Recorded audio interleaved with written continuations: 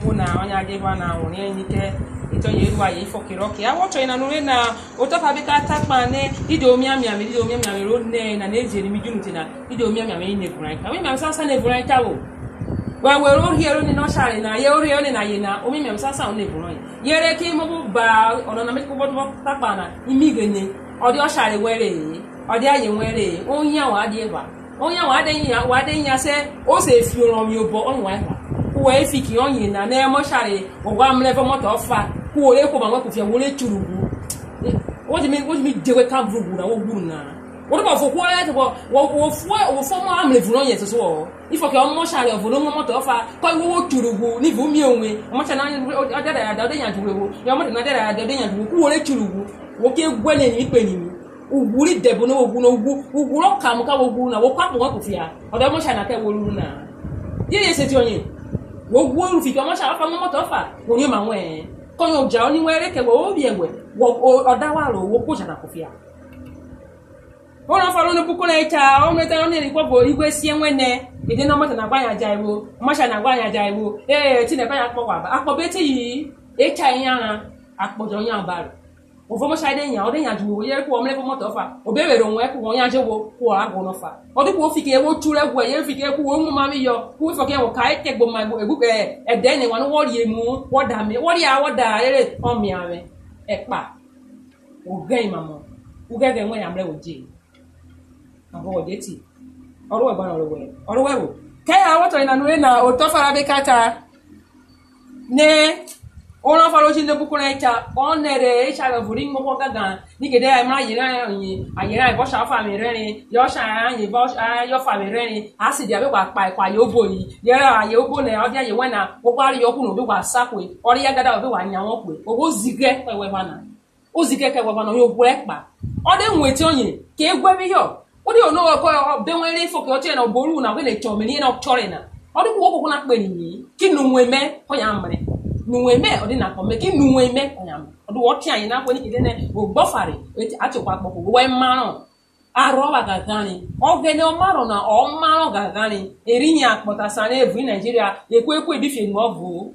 abe gbata ni e ipolisi na me be sa kwa rurere iko ngba be kwa ti ayin pe o ko bo pa ota aro ba gagani aro bo vovo o ga every kemu wo sa be ruru vra kpona na o ga every kedia wo sa be ruru vra kpona na ako wo jeti oru e gba na oruwe wo ti ayin na ko nuwe na ye wo pa asidi wo kwa ayo fa bo nuwe na ni kede no bo sha we be yan na kide ke no buko e bi woja wona bo ke no buko e bi woja eke mu we pe kan na keke brorien e o rieru ye ugu powe oru cho bi ni ujo okay na re wo fi abo igu wo fi abo imani wo vu epo ti we na ma ro bi kere we na aye wo ji popo ni he kenya popo yo re jo wo dike bro te ko wo popo we wo gbo fare o te ko popo e bere re yo meta na ai fiki o ye ata na ile na watch ma popo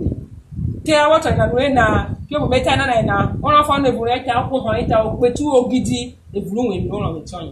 e ya wa bo dero ma wa e sare wa bo dero ma wa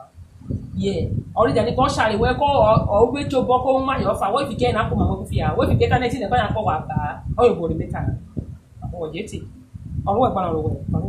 ke water na we na bo ke wo ko wi yon kideru ha meta na na je re du terance na o wo noto o yo ba kata ore so yin wo be mre gbeta ne okwo go sa de ro ko e ro kide oda sa ro ko na aije wo kese ne nera wo de ro ko je mo ju fo ma wo vu e wo ba ye wo vu e were o nwe ke wo ne nwe fe mo ke wo ne o cha na ta ne ka enya o wo nya na odo wo we nya de bo no baro o yo fo wu me e wo bi o wa wa aye o wo sha re wo di yipiro je mo we to biro wo bi o ta ne ko bo yan ta bru we e o ke bo ko bo ni la ye me na mi ro o fo ma bi le wo va ye to yen si o wa kidi are ata e ko ri obo o ko ma we ko fi a oyinbo meta afo wo jeti olowe bo olowe wo ka wa ta ina no e na fa wo ye mre bugeta ne a pona na la na o ko wo voro ko gbese wo ko ri wo ke le ji ro kide meta na mirori no ko na se gweru ne mi o ya yi me na se gweru ne mi o no sha me na ko ze we ne wo ki pono mi wo ke re yai ni ta no wo wan ri odo do de na wo gwan re ye kan wo gwan yin we na wo gwan le vu yin we na re odi ya meje ke wo wan ne pe aye me na we mu de ko na ya va ye bo sha na gwan re bo sha me na we mu de ba ye na o va ye na ba fu ri e ani mi rori o mi mu ro ma nka mamo mirori goge na bubu vo akpore vo no mere vo lere e ve kotonare mirori odma muramo yera ba vo ebe ipopo se gbe fi aka ke we pa sha enwe kidi ai wo mra we yin we bo sha enwe na o mere anyoma ona na ke roria ona kuma ma akpora yire ona na ke ufo ma vo no me na mego no para so ku na re pro na munye ku ka ke ron bori kota okwe godo na agwa bebe okusha shi na agwa bebe okwe ruo e gwa bebe ma fu ri yen se boku nata na nyuta abo yeti olu agba na oluwe ti na ko ye dike ko mi yo uro ke na won ye o ro de be ko no ri mi o wa na se na jimi no ke o ke na ya shere ye ke o bu be ta na se na ko na o de na no wa nya lu ta na bo na ta ne o ko bo sa de ro ku e ro wo gbe o ta ne o hu ya ro ka gwa ya nu pe na ko mi ya ro ta wo de ro sha enwe wo ke wo no ku ro sha enwe to ta ke okuro ve be nya okuro ve be to ta office ye o ko ve bi kija vi riwo ye o ko ve bi moto ke wo na ka wo bi wo gbo no bu wo ke ro enu pe yele wo ya share ke bita na aye we na ka wo ka dere enu pe na wo no ma wasa ora eki ora ono be be peki na yo isha yo de mi obo e ba na iya ma fo yo nya nwa